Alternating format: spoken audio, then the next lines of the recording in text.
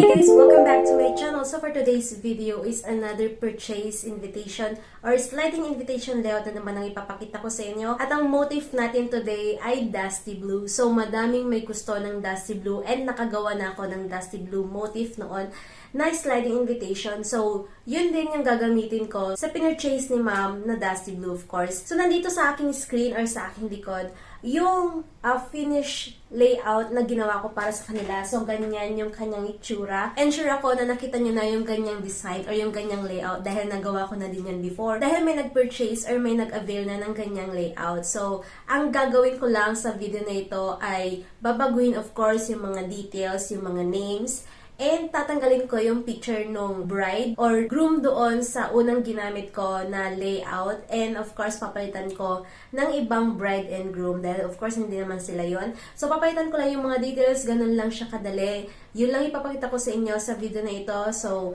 ayan, papakita ko na sa inyo kung gaano nga ba kabilis or kung gaano nga ba kadali lang na gawin ang layout na ito dahil may nag-purchase na ng ganitong layout or ganitong motif. So, talagang madaming may gusto ng ganitong motif. So, kung gusto nyo din ng ganitong motif, i-message nyo lang ako at i-purchase ang layout na ito. So, thank you so much ma'am for purchasing this layout and ipapakita ko na sa inyo kung paano ko siya ginawa.